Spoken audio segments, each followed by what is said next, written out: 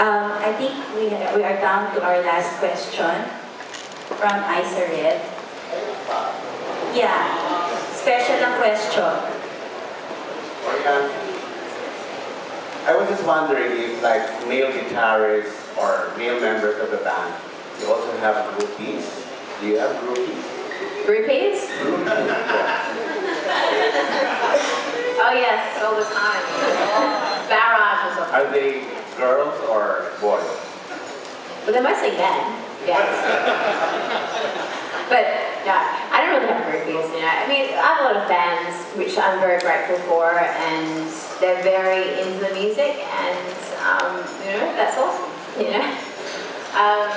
You know, then you get the fans that are fanatics, that collect everything of yours, that are kind of like following everything you do, which is really great too, and I really much appreciate that, and their support as well. And you know, it's like there's two different types of fans. The ones that just come to the shows, and then the ones that, you know, come to every single show, and then the ones that, you know, and I consider them to be more like, you know, supporters.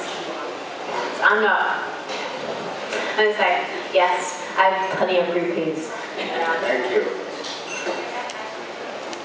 Okay, do we still have questions there? Ah, okay, we have a question here. Hi. Hello?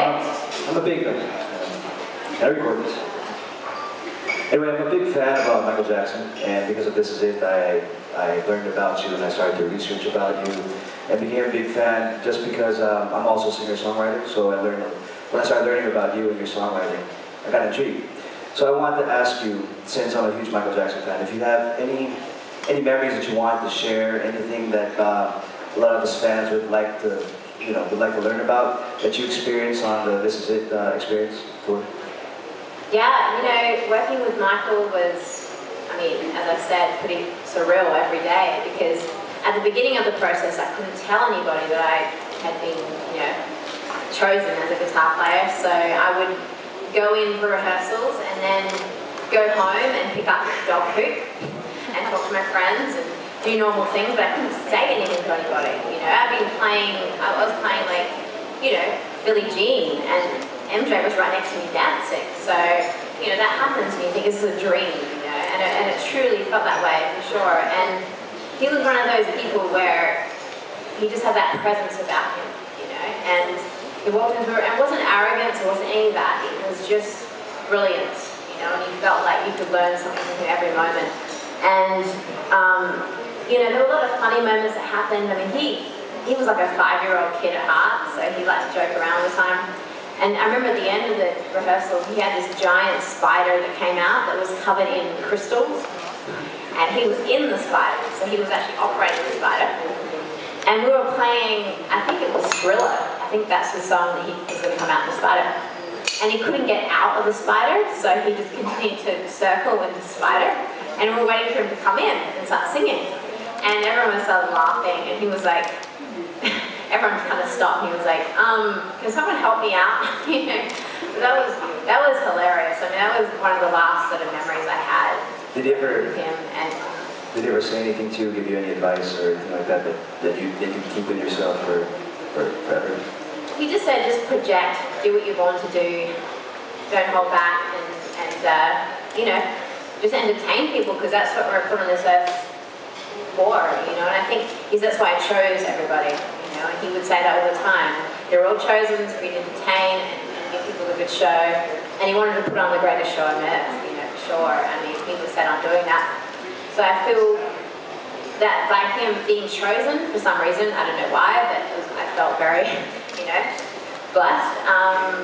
I'm just going to continue to do that and continue to make the best music I can, and continue to entertain and inspire more musicians, whether it be guitar players, singers, songwriters, drummers, saxophone players, whatever it is, painters, you know, whatever you want to do to express yourself, don't hold back, just do that, you know, sure. Well, thank you for being an inspiration to us. Thanks. Yeah, thank you. Thank you for that. I have a question. Since you and Arnel Pineda are under the same management, Sunray Entertainment, is there a chance that you and Arnel could work together, say in an album or well, you know, I love, you know, Arnel is just such an incredible singer. And we actually, me and Richie went to the show at the Hollywood Bowl, and he killed it. And he's such a great singer. And I watched his movie as well. And then he came around Richie's place and we started writing a song.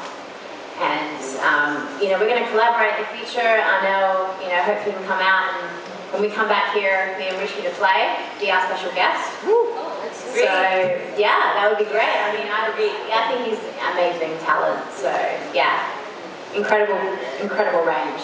And just a great person, too. Okay, thank you. That's a real treat for us Filipinos that happens next year. Okay, so as soon as possible. Okay, if there are no more questions, then we will cut short our Q&A so that the television can have an interview with Orianthi. Okay, with that, ladies and gentlemen, we are so thankful that you're here. Orianthi, thank you so much. Thank you. Don't forget.